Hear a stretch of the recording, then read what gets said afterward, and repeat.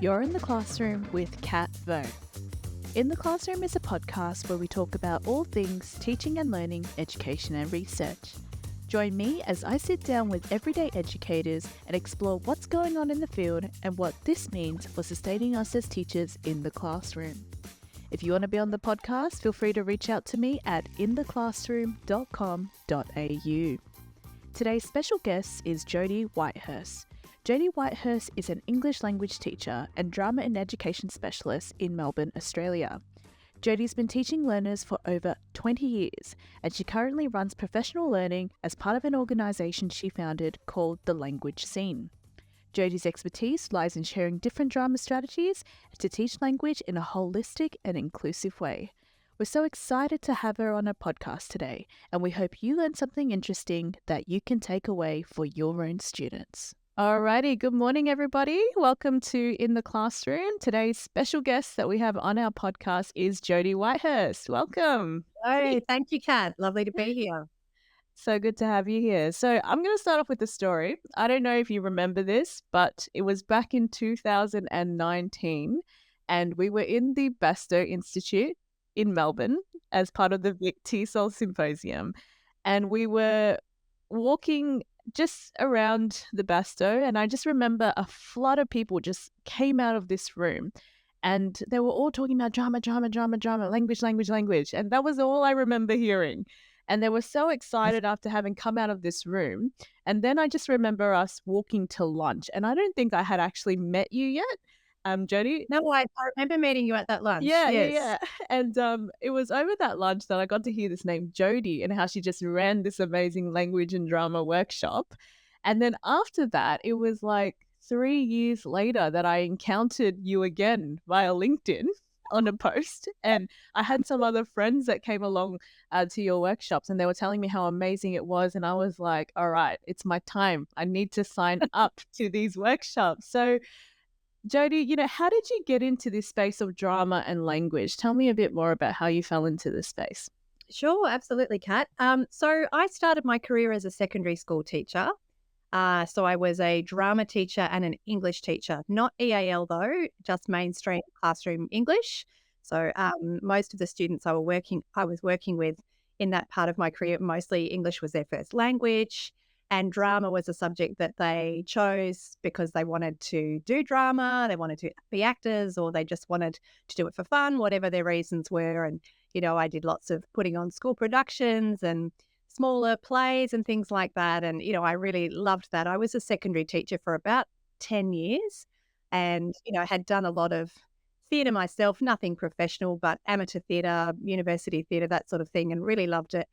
And so as a high school teacher, I could really see how beneficial drama was for my students, in terms of their confidence, the connections they made. It was always this huge thing where they'd put on a performance and they'd become so close to each other and feel so good about themselves. And I had very shy students who, when they were in character, just were completely different. They were so shy as themselves, but on stage they were amazing and they really built their identity in that way. So having taught secondary school for all those years, and I stopped teaching for a while when my children were young, and then I retrained once my kids were a bit older in the area of TESOL because I'd done some volunteering actually at the Carlton Neighbourhood Learning Centre while I was on maternity leave with my kids, and worked with a student who was an EAL student.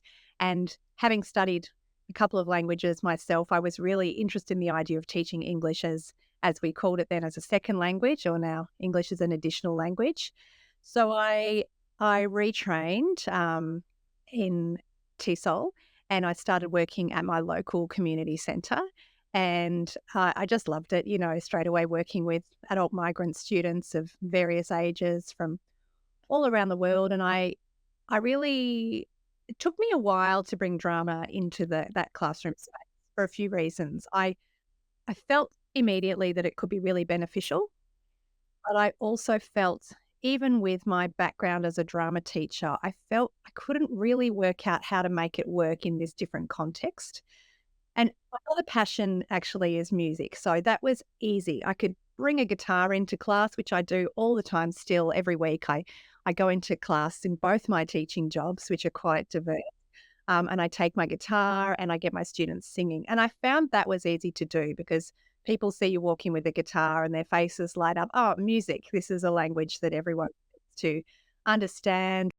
But drama, on the other hand, even with my background as a drama teacher, yeah, I really couldn't quite work out how to make it work, how to make it relevant and accessible and um, just appropriate too, because as a drama student, when I was studying, it was all rolling around the floor and lots of physical contact. And, my my high school students were just, had no inhibitions about throwing themselves into the craziest situations. And again, lots of physical contact and that sort of thing. So I had to rethink, firstly, how could it be appropriate and how could I present it in a way that, or introduce it in a way that made sense to adults who had come from, mostly very teacher-centered backgrounds where, they're used to sitting and listening and writing and staying in their seats.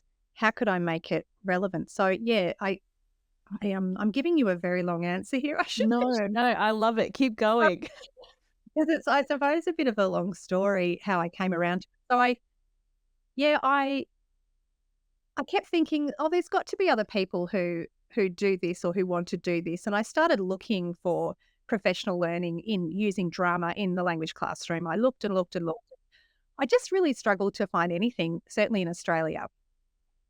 But then I started to dive further down the rabbit hole, and I discovered there's quite a big or a growing community, particularly in Europe, and a few experts I came across in Canada as well. And I had this urge to get overseas and start connecting with these other people who were into this drama and language learning scene and work out how to approach it, so that I could bring these benefits that I knew deep inside me were, going to be so worthwhile for the students.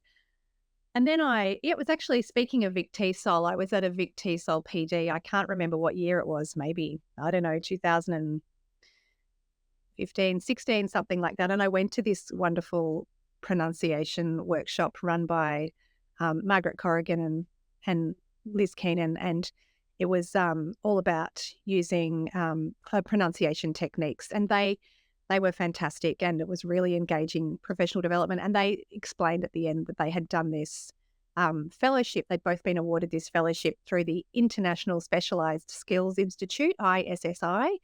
And my mind was just blown that this was even a thing. The idea that if you've got something that you want to learn about overseas, you can't learn about it in Australia, and you can go about it, do it internationally, and then you can come back and share this knowledge that there are these fellowships available. So I kind of had it in my brain from there that one day this is something I'd love to do with the drama.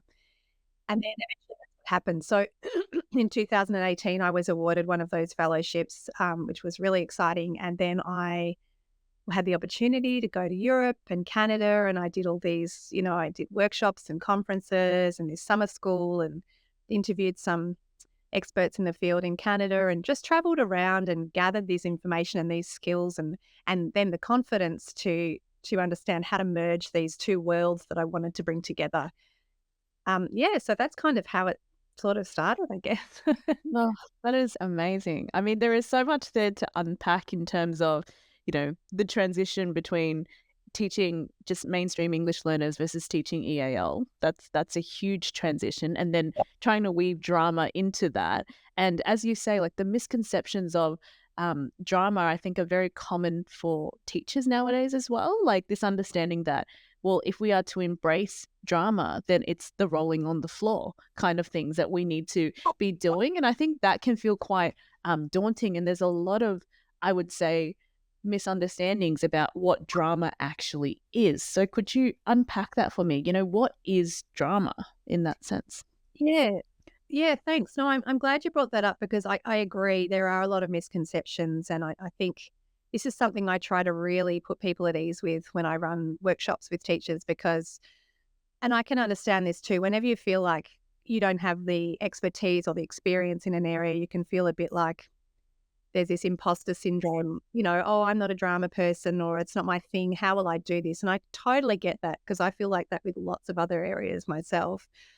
So what I try to explain, and actually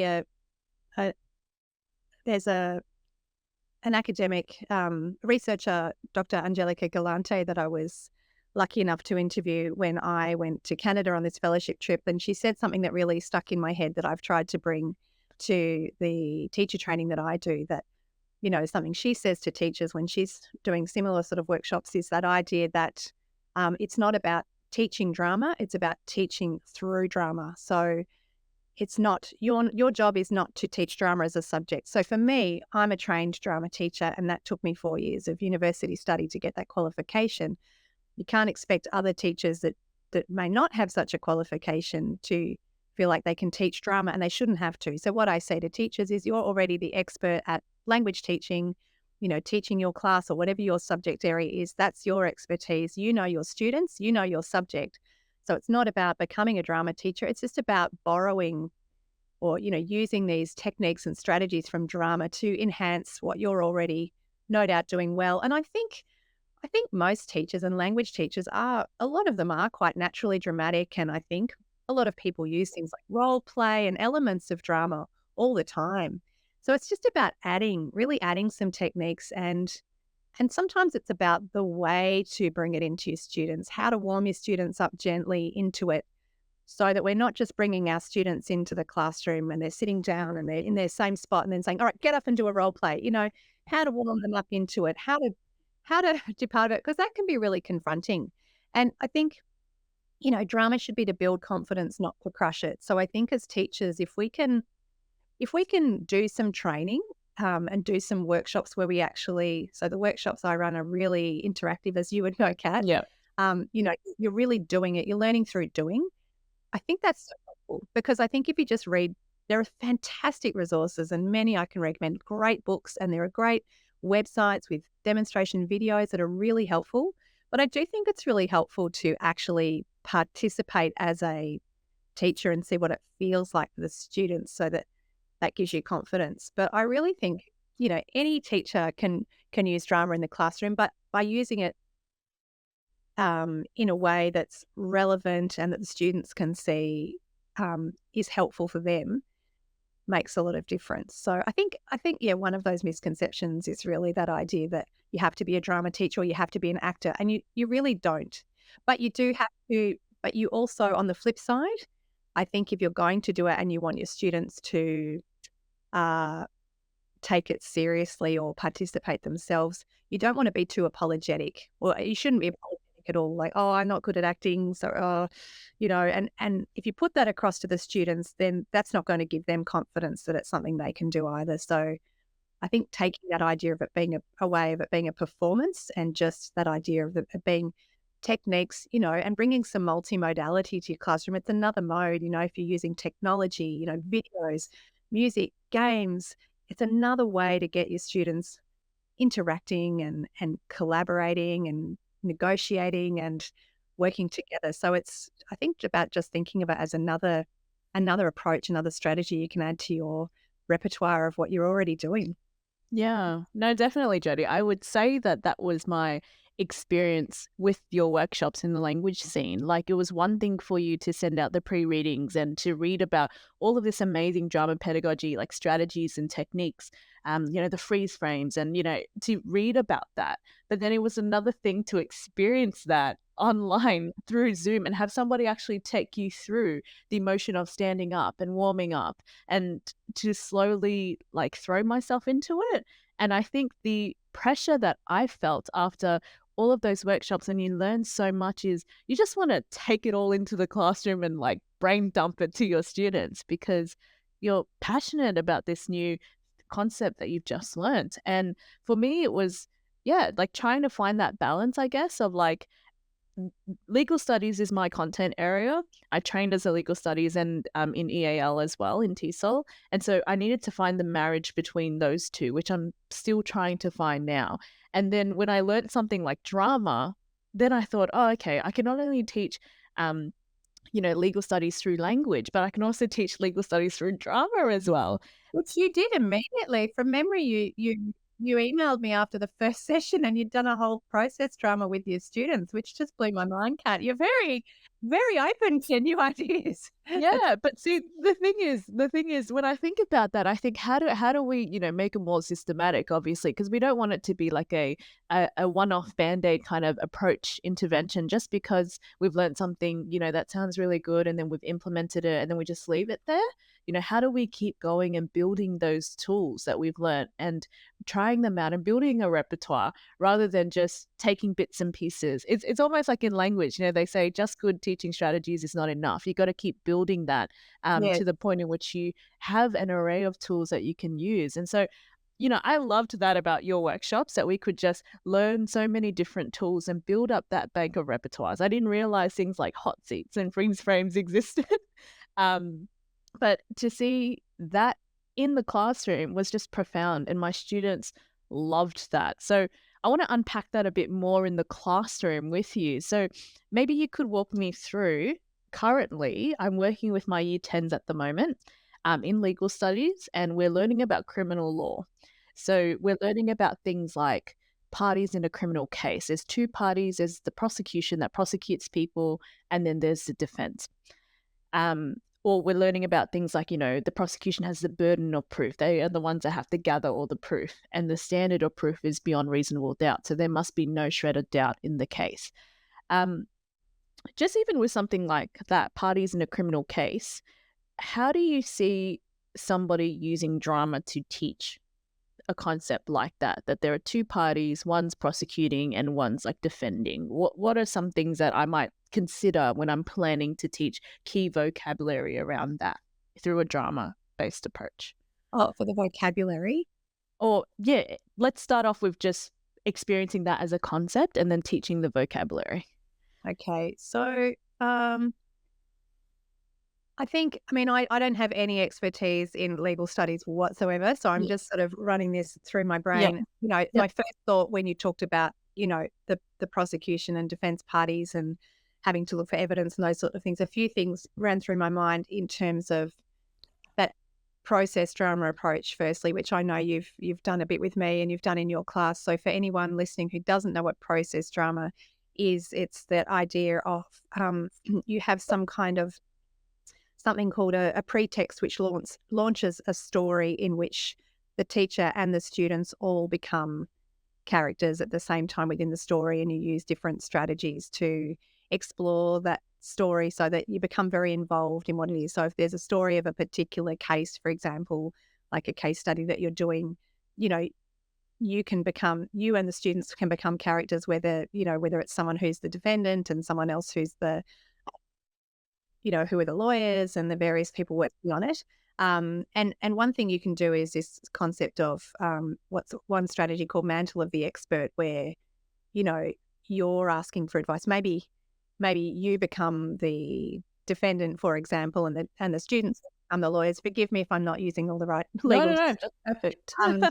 That's one thing that's really empowering for students, is getting them to get in the role where they're giving you advice so that they have to think that it's a really powerful strategy. I can't think, did I do mantle of the expert? I think I did in our course, where all the residents were being asked to give advice to the mayor or something who didn't know what to do about a situation. So when you give the students the power to be the ones that they've done the research and they've got to inform you, and you're playing the role of someone who's not sure what to do and looking for advice, that's a really empowering strategy to use with them.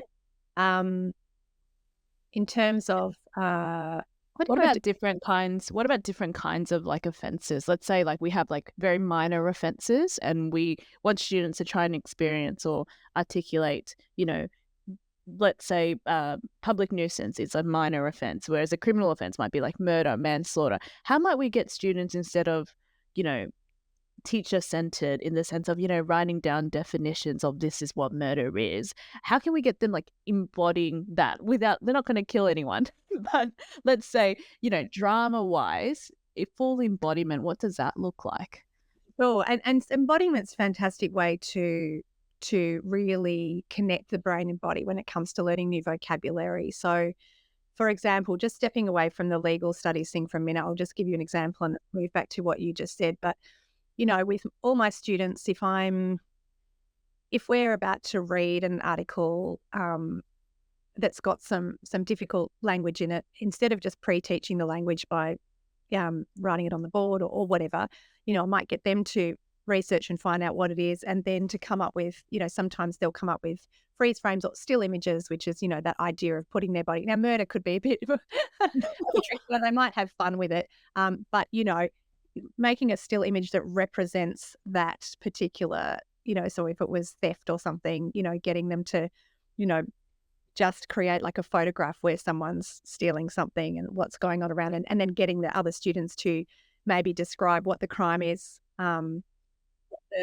maybe to give it a level. You can even have things like, getting students to hold up cards for 1 out of 10 for how serious this crime is or whatever. So it's very much physically involving them in it. Even things like if they're not using their bodies to represent it, but having just the names of students holding up crimes and other students having to arrange them in line order, things like that, sort of, language to say, all right, you need to stand between, Hannah and Fred or whatever, and getting them to see that sort of thing. So just simple things like that are probably a nice way to start if they're not used to the drama thing, but then moving into doing still images to represent the different crimes, and maybe other people come around into a gallery situation and look at the different, and then give that a score for how high it is on the, or move the groups into an order so that they can then see, oh, this is the most serious crime, this is more of a minor crime, something like that. I think any connect our brain with our body, and also just simple things like when you're learning new words. So if theft were a new word, getting everyone to come up with what's a gesture that represents theft. So if it's theft, and everyone, whatever, it can be really simple. But getting them all to do it at the same time, and then I get students moving around the room thinking about other things, and you hold up that card for theft, and everyone has to do that, whatever that gesture is they've decided at the same time. Now that might be hard to do with some of the crimes with a simple gesture, but that idea of whether it's words for new emotions, or whether it's nouns, or whether it's adverbs or adjectives, anything like that, holding up cards and getting them all to come up with, getting them to devise what's a great simple action that represents it, and also what's the tone of voice or whatever that accompanies it, so if it's a really sneaky, and so, just that simple connection of brain and body really helps with retaining new language. I do it all the time with my students with just about every concept where there's a gesture for everything. And as soon as I do that gesture, they just say the word, it comes back. I've got students who years ago were struggling with the word enthusiastic. Some of my adult migrant students, it was such a hard word to say, and just about where to put the stress. And so we came up with just the gesture enthusiastic. And so they put their arms up on enthuse. And years later, anytime that word came up, the whole class, anyone who'd been there 3 years ago, they'd just straight away do this. That's so great. Yeah. Well, we read some article once where there was a reference to a flamenco guitarist, and nobody in my class had a Spanish or background or anything that would have they would have recognized those words. And we just came up with the gestures. I think we were standing up and we just did flamenco guitarist. Oh, and wow. This was another one. It sticks in my head because it's one of those ones that it was dramatic and fun, and then they always knew how to pronounce it. They never forgot what it was. And maybe that particular example wasn't something they were going to use in everyday life, but the pronunciation was perfect too, because the stamping and the strumming was on the stress level. So that all that sort of combining the body and brain is great for, obviously, communication, because how can we possibly communicate if we're not using our bodies, but also language retention and making it memorable. I think that's the other thing. Well, that's what I mean, obviously, by language retention, but the whole lesson becomes memorable as well in the minds of the students. You are giving me so many ideas, Jodie. Like, my brain is like rushing through them now. You don't understand. I'll tell you some right now that come to mind. So for legal studies, I was thinking my students are doing a criminal law case study where they've been given a murder case, and now they have to write an essay either prosecuting or defending this murderer. And essentially they have to learn passive voice, right? If you want to defend your client, then you need to be focusing more on, certain objects rather than the subject, and actually detracting that away from your subject. So even thinking about things like objects and how they can order them, like these objects in, and how they can show that with their bodies from the subject. Where is the subject position in relation to the object, whether that's on the ground or in their physical, embodiment in a line. Just even showing the emphasis on, what do we look at first? Is it the person or is it the object? How are you standing in relation to that grammatical structure? And then flipping it around. Okay, what are we focusing on? Yeah, that's just like going through my brain right now for how I might be thinking about that in my classroom. And then I remembered the valley, or the alleyway where we had to put our hands Oh, up, and then Conscience Alley, was it? was that the one where Oh, a person would be walking down and then yeah. you'd have whispers? Yeah. So I just, with my year 12s at the moment, they just were looking at the minimum age of criminal responsibility and youth crime.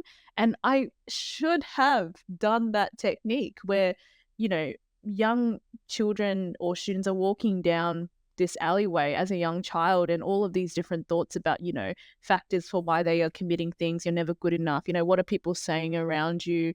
Um, how is society shaping views of young children? Just getting students to embody that, to think about the various factors that influence um, youth, like young children, and their decision making as well, and how do they feel when they come out of the alley.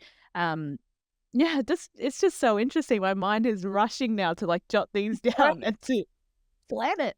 That's great. And what you just said really, struck a chord with me about feeling it, because I think that's where drama is so powerful for our students, is it becomes a felt experience rather than just a thought experience. And when it's an experience that they actually feel, it provides this context that gives such motivation for using, for example, the passive voice. And you've just triggered a memory of something I've done a couple of times. Actually, I did it not that long ago with one group, and I've done it before. And it was for teaching the passive voice through crime, in fact, Oh, wow. where I set up. So now I realize I should tell you this example of something I did where I set up in the first time I did it actually was in a community house, and this worked really well because it was actually in an old house where we had the whole house to ourselves. So I was able to set up the evidence of this, possible kidnapping that had happened. And I got all the students into role where they gave themselves names as detectives. And I was the head chief detective kind of running this meeting. And I'd done this recording of someone, calling for help. And then there was the sound. I used just internet sound effects of smashing glass, and then the phone went dead and we had to go to this house. So we walked outside and we came into the house, and I gave them a bit of a brief about this situation. And then I had cut up, I'd cut up like this is how simple you can get with drama. You don't need expensive props. I'd cut up an old, like one of those plastic folders, clear plastic folders, and it looked like broken bits of glass, and I'd put them near a window. And I think I used a erasable whiteboard marker on the window to do a crack. And then in the kitchen area, there was half-eaten breakfast. This is the thing, as teachers, in a lot of jobs, I always laugh about this with my husband who's a teacher, but in a lot of jobs, people steal things from work to bring home. But in teaching, we steal things from home to bring it to work, don't we? So I had a half-eaten bit of toast on it, that I'd half-eaten on the way on thing with crumbs. And I'd written in this diary from the perspective of this woman who was having an issue with some person. And, and I left this badge, like a McDonald's badge with someone's name by the door and all these things. So when the students came in as these detectives, and I got them into character first and introducing themselves in this meeting, and then I got them coming in, and I had to look around, and they had these report forms, and they had to fill in what they noticed and then report about it using the passive voice. I encouraged them. I think I made up some hilarious story about how this group of police really love the passive voice, which is obviously a little bit contrived. They naturally did it anyway, where they were saying, that, the window has been broken, and, those sorts of things, this breakfast hasn't been finished, and, where they didn't know exactly who the people were, and they didn't know who had done what. So they were naturally using the passive voice. And I had a student at the end, because I'd been trying to teach passive voice for some time and they hadn't been quite getting it, saying, finally, I get it. I understand how the passive voice is used. They used it really naturally. And, it was just so much fun for them when they had to make their reports then back in the meeting and using this passive voice in context. And that's what I love about this approach that you've taken in terms of drama and language. Like, it's just so innovative to the point where I haven't seen it anywhere. But I think I was just going to bring it back to something that you were mentioning just now. All of these process dramas, they require so much effort, right? Like, just from preparing the pretext to eating half a bunch of toast and, putting it on a plate, to actually thinking about, what is it that I want to teach students today, and how is it that I'm going to get them into character? So from the preparation side, what are some of the things that you do in order to make it less daunting or confronting? Because I presume, like, for a lot of teachers, teachers in the field currently, we're very time poor. Finding like a pretext is quite, for some might be really difficult, unless otherwise introduced. I think for your course, the one that I did with you, that pretext on the grandmas was so, like, I don't think I could have found that anywhere. But then to think about immersing myself into that would have been, something quite difficult for me to do. So what are some of the ways in which you would suggest to make it less daunting or less confronting in the process drama stages? So whether that's getting a pretext, or whether that is getting props, or, preparing for dialogues or using sound effects, what are some of the things that you would suggest?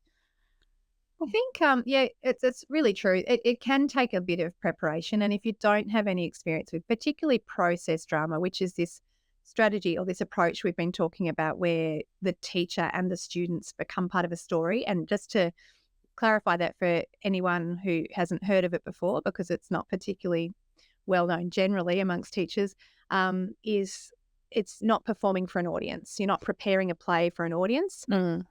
Drama happens and the only audience is the participants in the whole thing. You're seeing it all unfold. Yeah. So I actually recommend starting with, there are some great resources. If you give me one moment, I'll just walk over to my desk. A couple of things for you. So yes, I've got a couple of resources that I recommend, especially if you've never done anything like process drama. This one particularly, which is called Connecting Through Drama. It's quite a recent publication through Sydney Theatre Company, published by Victoria Campbell and Zoe Hogan, who were really involved in a program called Connected Through Drama, where they worked a lot through Sydney Theatre Company with teaching artists going out and working with teachers and helping them to set up process dramas for their adult migrant students. And I've had the pleasure of going to Sydney and observing some of what they do. So this is a fantastic book that actually contains, I think, 8 or 9 full process dramas that are meant to take place over about 7 weeks, and they all use various stories from mythology, folk tales, that kind of thing. But you can chop and change and take the bits you want. But before actually doing those process dramas, you can read up on what process drama is, learn about the different strategies. It's really user-friendly, really well explained. I've used this a lot with my students. So you don't always have to invent from scratch. So the one you did in my course, Kat, yes, I created that from scratch, but that just was something that I read an article and thought this would make a great process drama, but I already had experience working with process drama and I could see the potential. And I've gone on to use that with lots of teachers as well. So, it's been a great one to have. And there's another book that came out, I think, around a year ago by Patrice, Baldwin and Alicja Galazka, called Process Drama for Second Language Teaching and Learning. I've done a workshop of Patrice Baldwin. She's a really influential figure in drama and education in the UK, and she does lots of work with schools and teachers. She's really prolific. And she's got actually her own website that has lots of examples that you can use freely on process drama using various stories. But there are a few full process dramas in here too. So you don't have to invent from scratch. You don't have to reinvent the wheel. I just get very enthusiastic and get these ideas and start doing these things all the time. But I highly recommend to teachers to either, start with books like that, or, maybe do a course like you've done, Kat. I haven't currently got any courses myself running, but I would happily run a process drama course if there was a demand for it, or if, people are interested. I'm happy to keep running those because I think that learning through doing is really helpful as well. But it doesn't have to be super elaborate. They can be quite simple. But I think yeah, doing some reading about it or some sort of workshops about it is really helpful. But you can start, pretty small. Yeah, which is what I love. So if any of our listeners wanted to reach out or wanted to express their interest in, for example, learning about a process drama, what's the best way that they could reach you, Jodie? So my website is called The Language Scene, and my email's on there, but it's just Jodie, Jodie, at The Language Scene, all one word, .com.au. So if I'm happy to run courses when there's the interest to do it, for sure. So if anyone's interested, please reach out. And that wraps up our conversation with Jodie Whitehurst. A huge thank you to Jodie for sharing her valuable insight and expertise with us today. If you enjoyed this episode, please make sure to subscribe and leave a review. Don't forget to share this episode with anyone who might find it inspiring. Stay tuned for our next episode, where we'll dive into more fascinating topics and discussions. Until then, keep learning, stay curious, and take care. Thanks for listening to In the Classroom.